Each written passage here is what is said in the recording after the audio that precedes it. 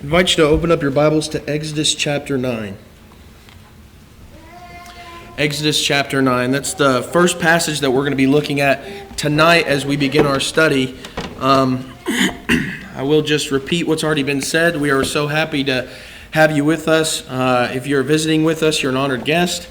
I don't know what it is about me and Paige, but somehow we just attract all of the family from all around. And so you had the Hawk family with us earlier this morning. Now you have the Bronker side, and I literally had no idea that they were going to be here until I heard JR's very distinct voice in the foyer. So I won't say that I get nervous whenever I have to preach in front of them. At least I don't think I usually do, but I'm still kind of shocked about it. So if I stutter a lot, we'll just blame it on that and not just the inadequacies of the speaker. So it is really good to have them here. It was a really, really pleasant surprise. I can't tell you how much I really do love JR and Sue. They've always been people who you don't have to just marry into their family to feel like a part of family.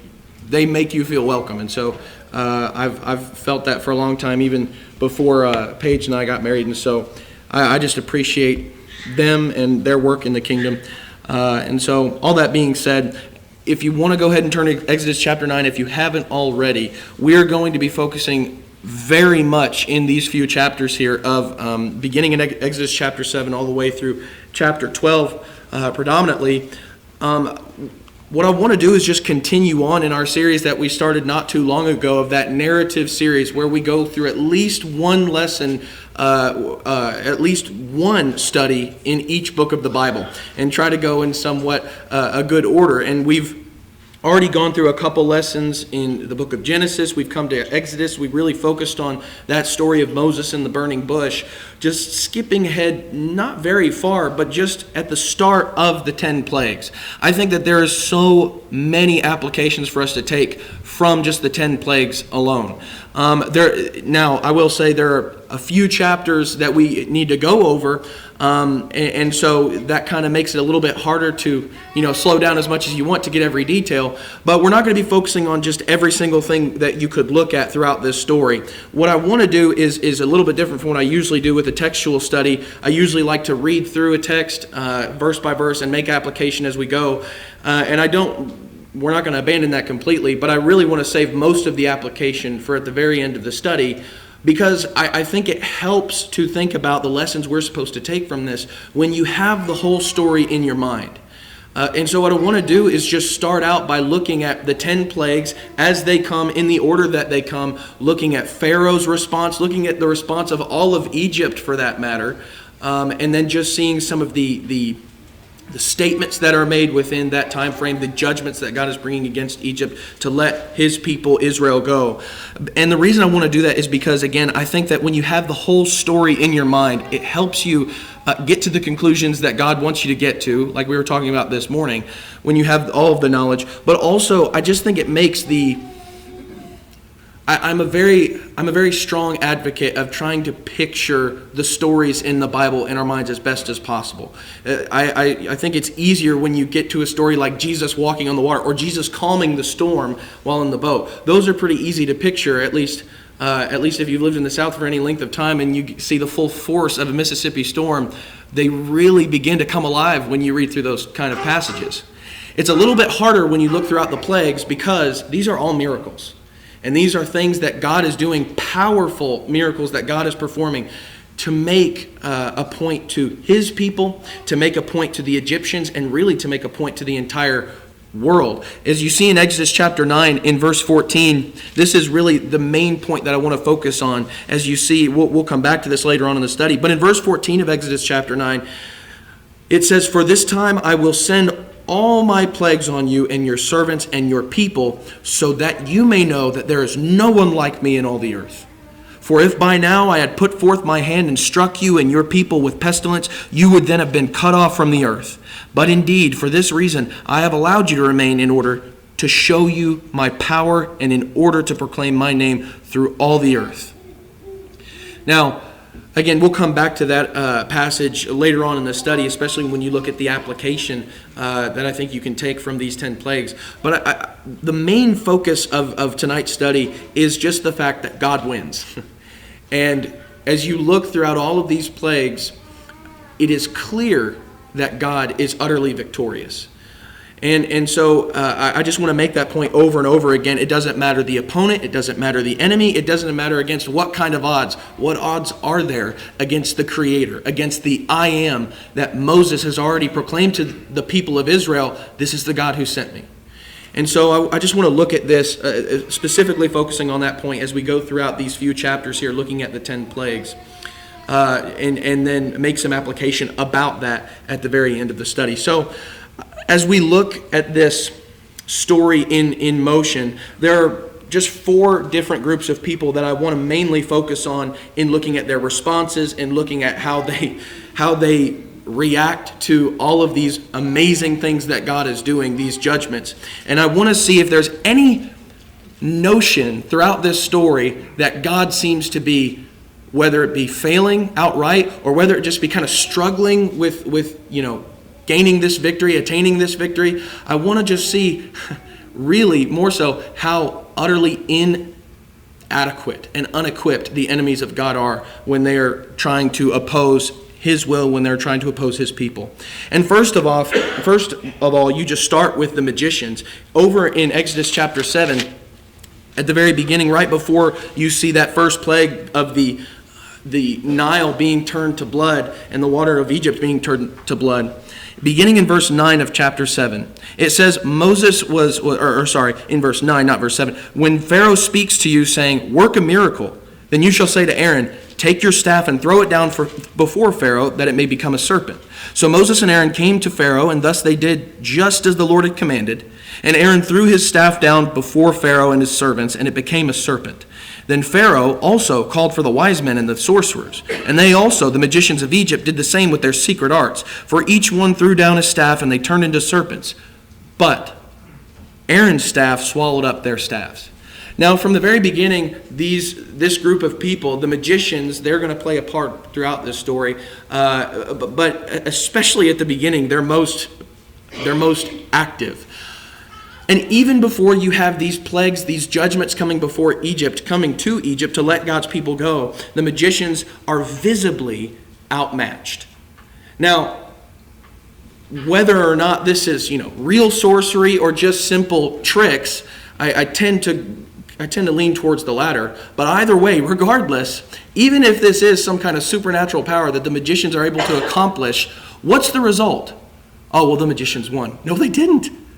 Their serpents were eaten up, were swallowed up by God's chosen leader, by His staff. And so, even from the beginning, before you even get to the plagues, what you find is God is still winning. Now, all the while, you're going to see these judgments. You're going to see God's victory become even more apparent because the plagues just get more severe. But I just like starting from the very beginning, seeing that it's not like there's ever any doubt. It's not like there's any indication at any period that, well, God's just not going to be, is God going to be able to pull through here? No, it's pretty clear, even from the very outset. So from the beginning, God is already off to a good start. Well, you move on past that in verses 20 through 24. God sends the first plague, turning the Nile into blood. And then we come to verse 20 of Exodus chapter 7. And it says, so Moses and Aaron did even as the Lord had commanded, and he lifted up the staff and struck the water that was in the Nile in the sight of Pharaoh and in the sight of his servants, and all the water that was in the Nile was turned to blood. The fish that were in the Nile died, and the Nile became foul, so that the Egyptians could not drink water from the Nile. And the blood was through all the land of Egypt. But the magicians of Egypt did the same with their secret arts, and Pharaoh's heart was hardened, and he did not listen to them as the Lord had said. Then Pharaoh turned and went into his house with no concern even for this. So all the Egyptians dug around the Nile for water to drink, for they could not drink of the water of the Nile. Now, I will just say from the very beginning, before we move on any further, even in looking at how the magicians tried to mimic what God had done, all of this is what God had said is going to happen, that Pharaoh would harden his heart and that he wouldn't let it go even if he saw such an amazing miracle take place. So just in the fact that what God said is still happening, even that's an indication that he is still very much in control, that his victory is still very much pending. Well, but just focusing specifically on the magicians, God has turned the water into blood. And what you're going to find with the magicians especially is that every time God does something or sends a judgment, they are completely powerless to undo it. Now, no matter what the magicians actually accomplish, they cannot undo what God does. And you see that especially in the next couple of plagues, in the plague of the frogs. But just notice that even from the beginning, they can't undo what God has done, what he has accomplished. So you move on past that into chapter 8. God warns Pharaoh to let his people go. He warns that Israel, his people, is to be let go to worship him and to do as he has commanded, or he's going to send the second plague of the frogs. And so in verse 6, picking up of Exodus chapter 8, in verse 6 beginning, it says, "So Aaron stretched out his hand over the waters of Egypt, and the frogs came up and covered the land of Egypt. The magicians did the same with their secret arts, making frogs come up on the land of Egypt. Then Pharaoh called for Moses and Aaron and said, 'Entreat the Lord that he remove the frogs from me and from my people, and I will let the people go, that they may sacrifice to the Lord.'" Now again, a couple of things. One, the magicians,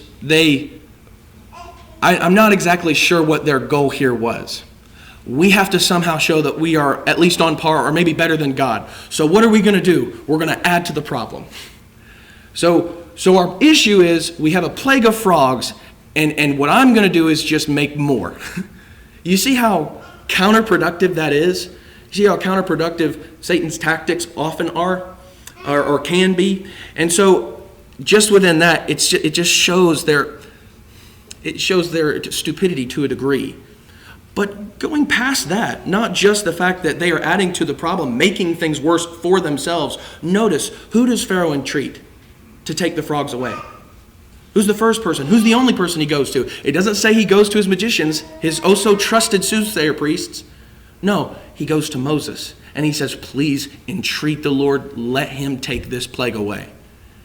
And it is only then that the plague would be taken away is by God's will being appealed to. And after the fact, it's interesting that he's even given the choice of what day are the frogs going to be taken away. Moses says, just tell me what the day. Now make sure that you learn from this. Make sure that you do what God is telling you to do once this is taken away, but you tell me the day. And he gives him a day, and what happens, but exactly what God's chosen leader has said will happen. And so the frogs are taken away. Well, going beyond that, he is warned again, or rather, after he's chosen the day for the frogs to disappear, it does happen. Pharaoh doesn't do what he said he would do. He sins by lying. He sins by going against God even further. And then picking up in verse 16 of Acts chapter 8, Verse 16 of Acts chapter 8, it says, "Then the Lord said to Moses, say to Aaron, stretch out your staff and strike the dust of the earth, that it may become gnats through all the land of Egypt. They did so, and Aaron stretched out his hand with his staff and struck the dust of the earth, and there were gnats on man and beast. All the dust of the earth became gnats through all the land of Egypt. The magicians tried with their secret arts to bring forth gnats, but they could not. So there were gnats on man and beast. Then the magician said to Pharaoh, 'This is the finger of God.' But Pharaoh's heart was hardened, and he did not listen to them as the Lord had said." Now, here's just a few instances. We're going to come back to the magicians in just a moment, but here's several instances from the very outset where they just are utterly inadequate to alleviate the pain, to alleviate the suffering and the affliction, to alleviate the judgment that is deserved upon them.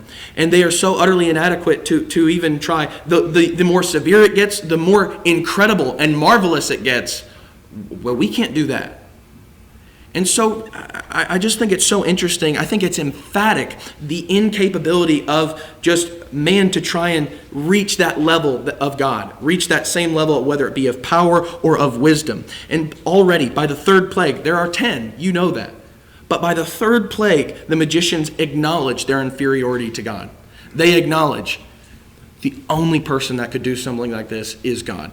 No man could do this. No man could mimic this. And I sometimes wonder if that's just maybe a way for them, an excuse that they can give to Pharaoh, so that way they're not put to death by failing him. But regardless, that's the confession that they give. Well, you go past that. they're warned again, and after he's been warned, as he constantly is with each with each moment as he interacts with Moses, he's warned to let the people go, or there will be another plague and more severe. And so this plague of the flies, it is said that it will come. And in verse 21 of chapter 8, it says, "For if you do not let my people go, behold, I will send swarms of flies on you and on your servants and on your people and into your houses, and the houses of the Egyptians will be full of swarms of flies, and also the ground on which they dwell.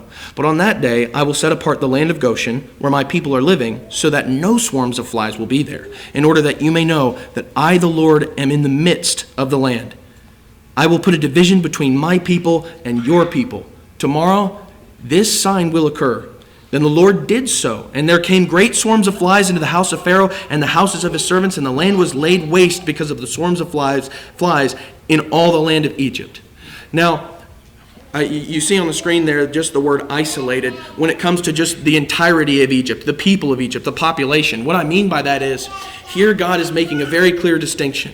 And what is that distinction? He's saying that here are a group of people that are mine, that are my people, my chosen nation, my kingdom. And here is another kingdom that is basically defined as opposing God, an enemy of God, an enemy of that people. Now, beyond that, what is the distinction?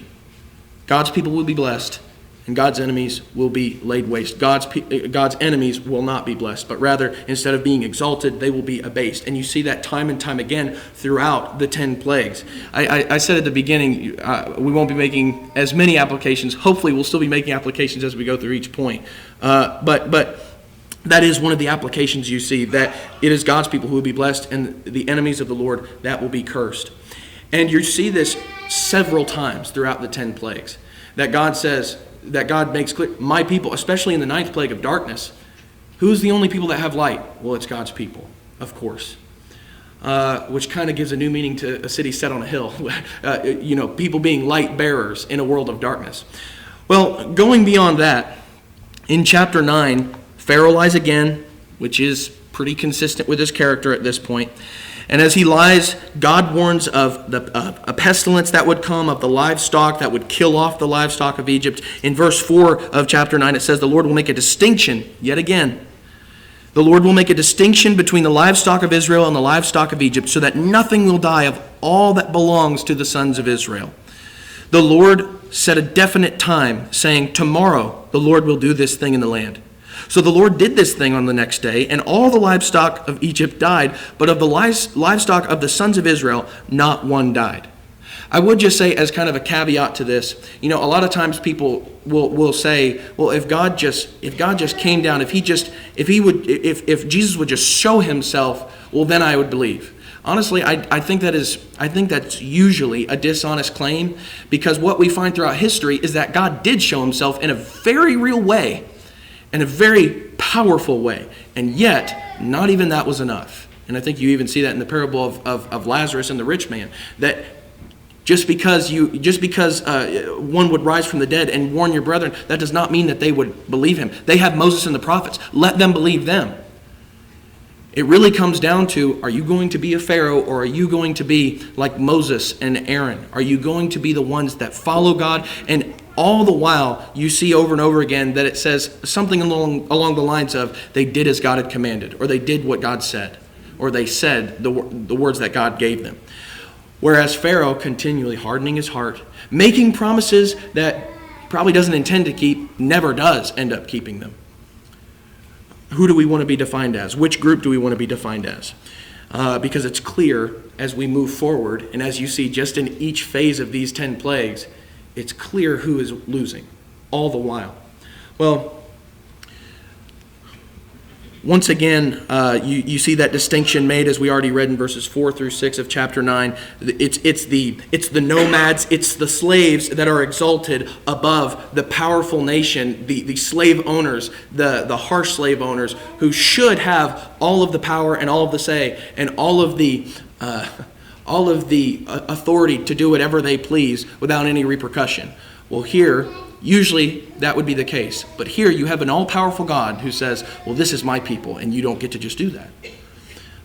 Specifically when talking about that nation that would even wander in the wilderness. Now, Moving past that, still in chapter 9, but coming back to the physicians, Pharaoh hardens his heart once more. So God sends, beyond just the pestilence of the livestock, he sends boils that would hit everything within Egypt. In verse 10, beginning of chapter 9, it says, "So they took soot from a kiln and stood before Pharaoh, and Moses threw it toward the sky, and it became boils breaking out with sores on man and beast. The magicians could not stand before Moses because of the boils, for the boils were on the magicians as well as on all the Egyptians.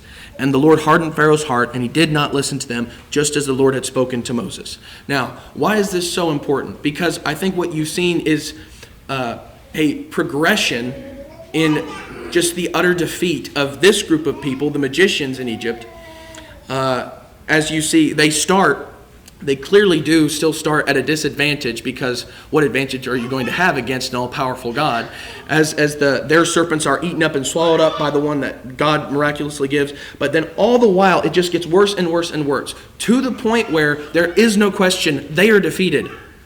To a degree, they are bowing down to the Lord because they cannot stand before his chosen leader, his chosen deliverer of Israel, of his people. And so they couldn't even stand before that judgment. So the magicians really kind of get out. They get out of the picture from here on out, and we focus more on the servants. We focus more on Pharaoh. We focus more on all of the people of Egypt. And so, as is consistent with God's character, he warns Pharaoh of yet another plague that is going to come. And all the while, just think, why does God warn that something is going to happen? Why did he warn so often with so many prophets, or through Israel's history, that Babylon was coming, that Assyria was coming, that Nineveh was coming? Ultimately, so that one would turn. So just think about that as we continue to go through the rest of these plagues. God warns yet again, and he warns of the hail that would come. In verse 18 of chapter 9 beginning, it says, "Behold, about this time tomorrow I will send a very heavy hail, such as has not been seen in Egypt from the day it was founded until now. Now therefore bring your livestock and whatever you have in the field to safety. Every man and beast that is found in the field and is not brought home, when the hail comes down on them, will die. The one among the servants of Pharaoh who feared the word of the Lord made his servants and his livestock flee into the houses." But there's another side of that in verse 21. "But he who paid no regard to the word of the Lord left his servants and his livestock in the field." Well, what you find is here, there's still some of the servants that are not going to heed the word of the Lord. There are some servants that are still not fully on board yet. They will be, trust me.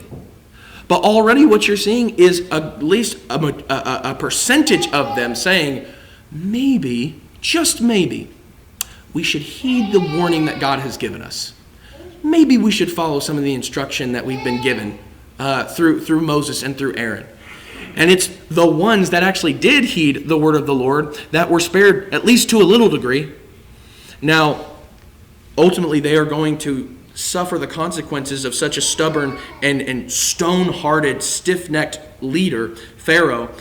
But to some degree, I think it's interesting that God does spare to at least a little bit, to one degree, some of the people of Egypt, should they actually heed some of the warning that he has given them and heed the instruction.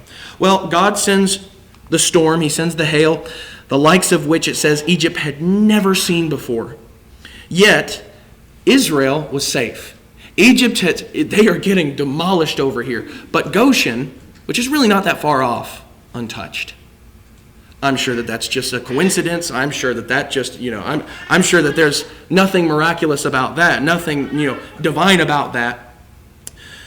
But though Egypt was devastated, Pharaoh lies again and he keeps Israel enslaved. So God says at the very beginning of chapter 10 and verse 1, "Go to Pharaoh, for I have hardened his heart and the heart of his servants, that I may perform these signs of mine among them, and that you may tell in the hearing of your son and of your grandson how I made a mockery of the Egyptians and how I performed my signs among them, that you may know that I am the Lord." It is interesting how many times God will say that all throughout the 10 plagues, this idea of that Egypt will know, that the world may know, that you may know that I am the Lord, that I am the I am.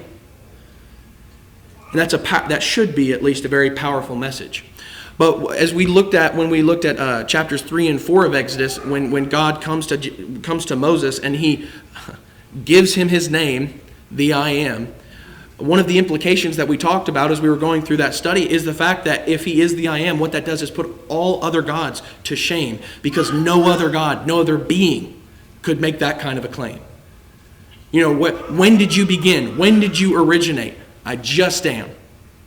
There is no other idol, there is no other wooden vessel or stone vessel that it ultimately is nothing, not even really in existence, has no consciousness. There is no idol and no God, little g, that can make that same claim that Jehovah God can make.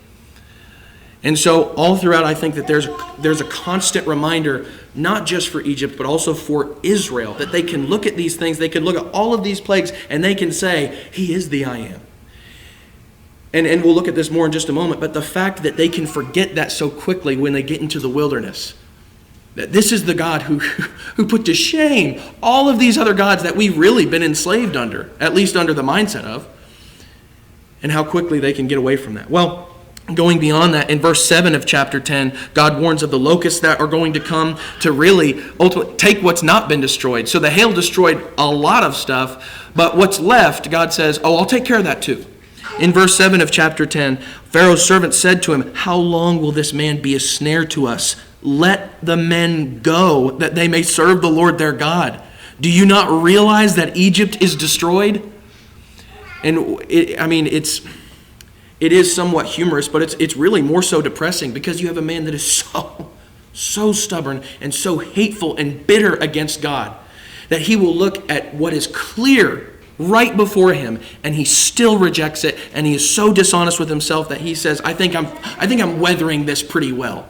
I think I'm weathering the storm pretty well, faring pretty well. It doesn't look like anybody else at this point feels the same. Even his own servants are saying, they're admitting God's power, and they're saying, you are going to kill us. Let them go.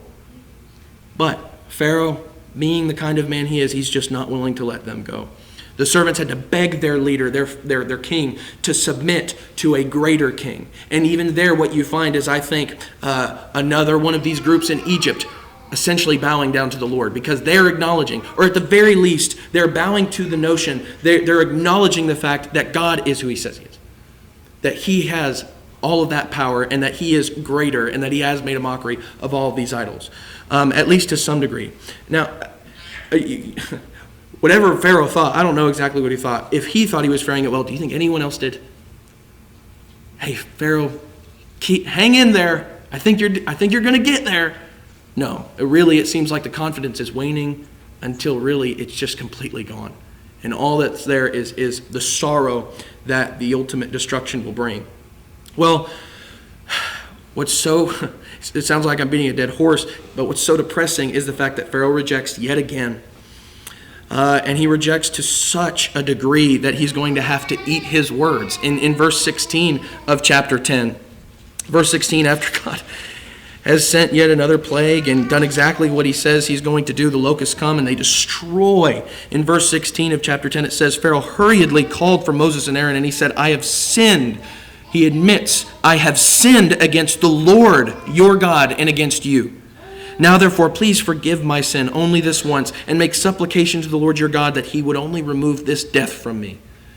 So here is the king of Egypt. And really, this isn't the first time he said something like this. But it is very clear when he says, I've sinned against, not just that I've sinned, but I've sinned against the Lord, that I am, the Jehovah God that we've been talking about. He admits this. And what's amazing is that he can say something like this so many times, and yet as soon as the suffering is taken away, as soon as the affliction is taken away, he just hardens his heart and he just turns around and he rejects yet again, the instruction, the warning that God has given him. It's not like he doesn't have a history at this point of maybe I really need to start listening up. Maybe I really need to start paying attention. No, he just continues to become more stubborn. And so Pharaoh himself even recognizes and confesses out loud that he has sinned. And I would just add to that before we move on. Does it sound like Pharaoh at this point, it sounds that confident in his words against God? When he's in the middle of the persecution, when he's in the middle of the affliction, the judgment, he's never that confident. It's only after the consequences have been taken away. That's when he can really That's when he can really act all big and bad, when really he's just a weak man. He is but dust and ashes, trying to stand before an all-powerful God and trying to move against him. It really puts into perspective when you read Psalm 2 and you have that imagery of the nations trying to oppose God. And what does it say? God laughs. Not in like a way where, someone's being a jerk to you and they're just laughing at you. No, it's laughable when completely impotent men in the face of God think that they can move against him. It's laughable. And I think all throughout these 10 plagues, you just hear the proverbial laughter of God from his very throne. Well, moving on in chapter 10, in verse 21, Pharaoh again rejects. He goes back on his word. So God says in verse 21 of chapter 10, "Stretch out your hand toward the sky, and that there may be darkness over the land of Egypt, even a darkness which may be felt." So Moses stretched out his hand toward the sky, and there was thick darkness in all the land of Egypt for 3 days. They did not see one another, nor did anyone rise from his place for 3 days. But all the sons of Israel, they had light in their dwellings. Now, Pharaoh is going to call, obviously, to Moses and ask that this also be taken away, that he is, just like he has sinned against God. But just once more, you see the distinction made. His people have light while the enemies of God simply do not. And I love the way it describes it. It's a darkness that could be felt. That when we're reading through these plagues, these aren't just metaphorical. These are real plagues. These are miracles that God sent against his enemies to make a point. It was a darkness that could be felt. Can you imagine how disorienting that would be? Can you imagine how much more disorienting it would be to have the full wrath of God directed at you? Not just a fraction, not just one plague, but all the plagues that are written in this book. So think about that as we continue on, whether or not we want to be like Pharaoh or like Moses and Aaron. Well, moving on into chapter 11, very quickly, beginning in verse 1, Pharaoh rejects yet again all of God's terms. After Pharaoh has said, well, you can do whatever you want, ultimately says, never mind, I don't care what I've said. You're not going to do anything. You're not going to do what you want to do to Moses. He even kind of threatens Moses to a degree, saying, you're never going to see my face again. Moses takes that so gracefully and says, hey, you're absolutely right. And in verse 1 of chapter 11, it says, one more plague I will bring on Pharaoh and on Egypt. After that, he will let you go from here. Very confident, the Lord is. When he lets you go, he will surely drive you out from here completely. Speak now in the hearing of the people, that each man ask from his neighbor and each woman from her neighbor for articles of silver and articles of gold. The Lord gave the people favor in the sight of the Egyptians. Furthermore, the man Moses himself was greatly esteemed in the land of Egypt, both in the sight of Pharaoh's servants and in the sight of the people. So here's just a direct statement where it says, all of Egypt looked at God's people and looked at Israel and Moses appropriately. They got the message way before Pharaoh did. Or at least they received it much more appropriately than Pharaoh did. This is the way that you were to receive. This is the way that you were to interact with God's chosen people, with God's people that he says that he would bless. Well, moving past that, in chapter 12, God gives Israel instructions on the Passover as they're preparing for that 10th plague. They obey, and because of that obedience, because of that faithfulness, they're passed over, obviously, hence the term. That judgment does not come upon Israel, but it comes upon Egypt. In verse 28 of Exodus chapter 10, verse 28 of Exodus chapter 10, it says, then the sons of Israel went and did so just as the Lord had commanded Moses and Aaron. So they did. Now it came about at midnight that the Lord struck all the firstborn in the land of Egypt, from the firstborn of Pharaoh who sat on his throne to the firstborn of the captive who was in the dungeon, and all the firstborn of the cattle. Pharaoh arose in the night, he and all his servants and all the Egyptians, and there was a great cry in Egypt, for there was no home where there was not someone dead.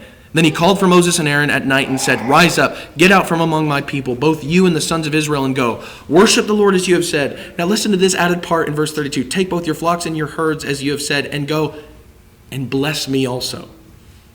So not only do you have Pharaoh himself, he relents finally, and he says, you get to do everything that you asked. He even asks for a blessing. Does that sound like he fared well? No, that sounds like utter defeat. That sounds like the conclusion of the matter when you oppose God. At least that should be the lesson we learn here. Finally, Pharaoh relents, and it could have ended there. It doesn't, ultimately, because he decides he wants to go further in his rebellion against God. But also, just know, all of God's conditions that he was talking about from the very beginning, you know how Pharaoh's been he's been trying to negotiate with Moses and Aaron and say, well, okay, you can do this, but not this. And what do they say? No. What has God said? All of those conditions are met. And here Pharaoh does not get to say, he doesn't even try to say anymore, well, let's reason together. No. He completely relents.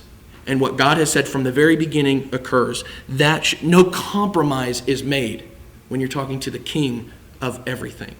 And that should be so encouraging to us as we go throughout this story and see that kind of king, that kind of victorious king. Well, you move beyond that finally in verse 35 of chapter 12, and it says, Now the sons of Israel had done according to the word of Moses, for they had requested from the Egyptians articles of silver and articles of gold and clothing. And the Lord had given the people favor in the sight of the Egyptians, as we read earlier, so that they may let them have their request. Thus they plundered the Egyptians. I am sorry, but not sorry. But does this sound like there was any part of the story where God was losing? No, it's an overwhelming victory. Now, the reason that I keep going through this is because this should be the feeling that we get when we think about the assurance of pledging ourselves to the King today. This level of victory, while it may not look as marvelous, while it may not look as grand as the 10 plagues or the crossing of the Red Sea, guess what? When you're baptized, you should have that same level of confidence, that same level of assurance, that same level of victory in Christ.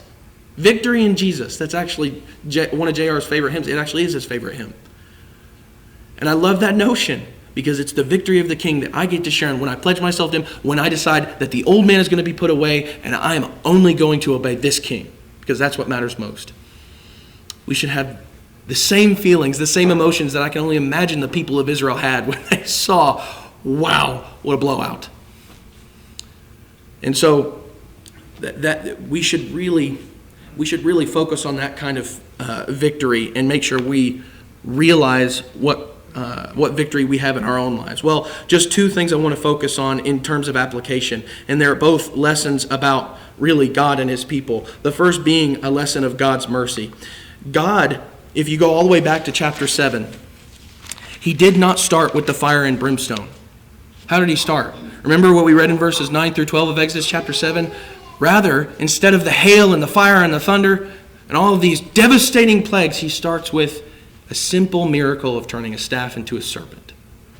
And what was that supposed to do? We didn't read verse 13, but let's read it now with that in mind. And the context in mind, it says, Yet Pharaoh's heart was hardened, and he did not listen to them, as the Lord had said. Now, what does that mean that he did not listen to them? What was it that they came to tell Pharaoh?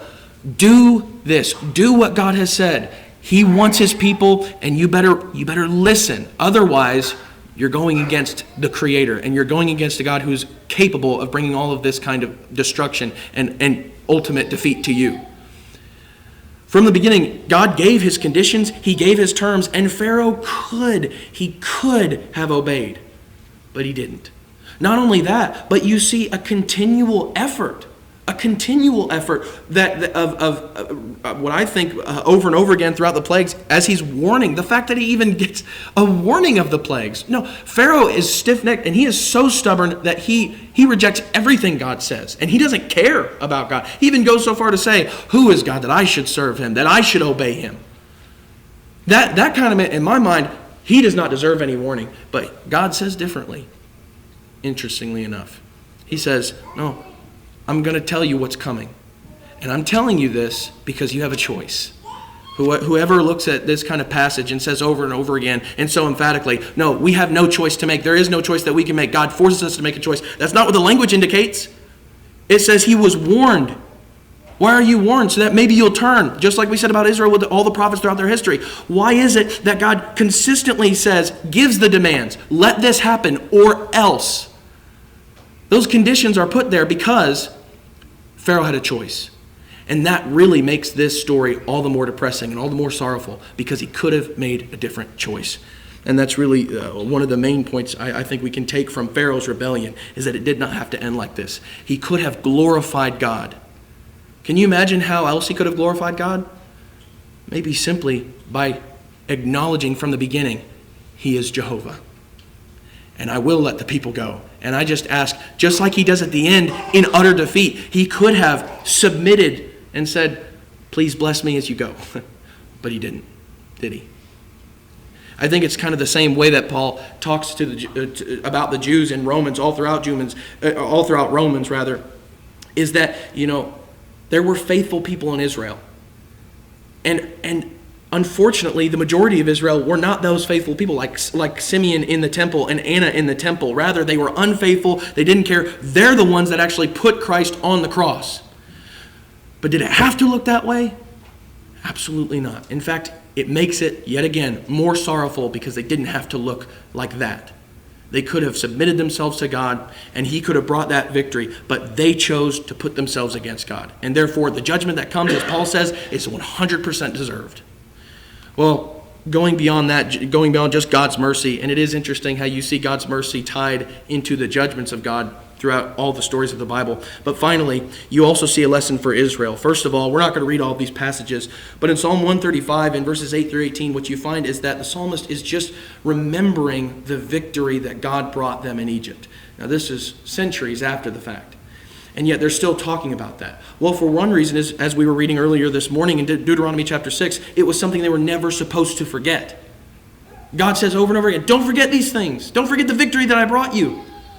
And why is that? Because as soon as you forget, you're going to go away from me. As soon as you forget, you're going to become complacent. As soon as you forget, you're going to think that you're the one that got yourself here. No, it was always me.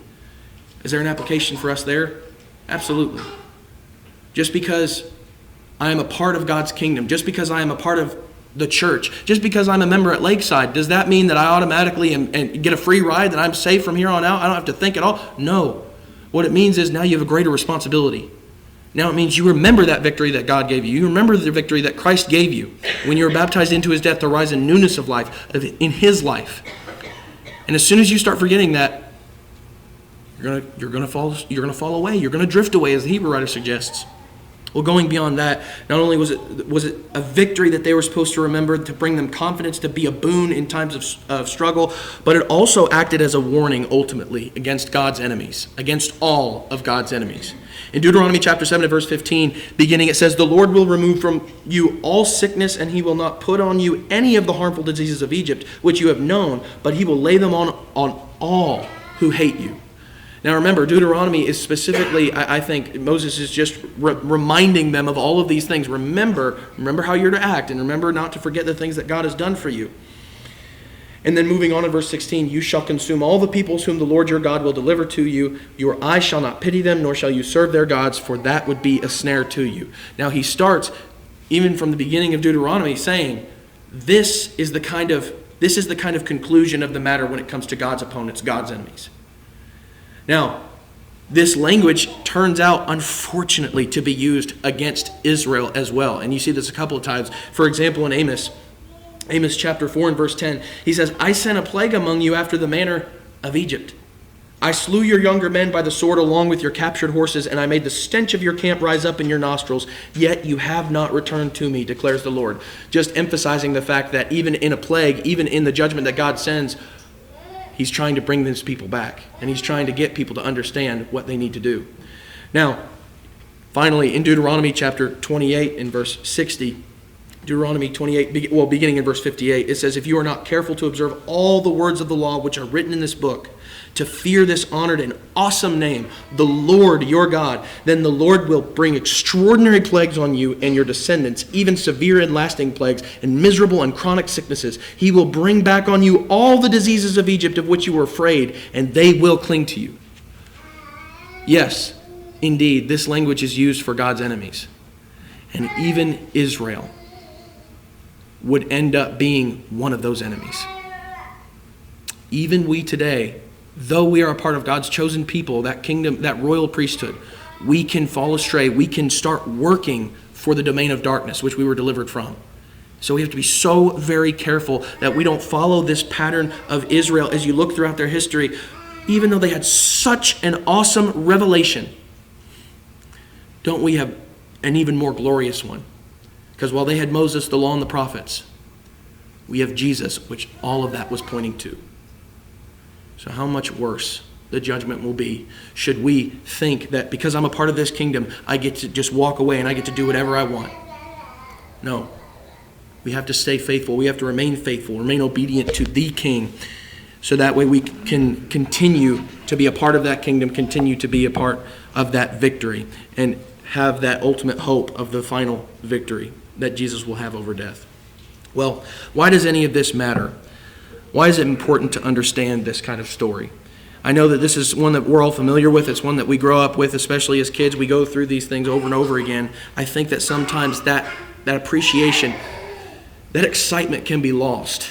And that's why I really wanted to focus on these plagues and see just how emphatic God's victory is.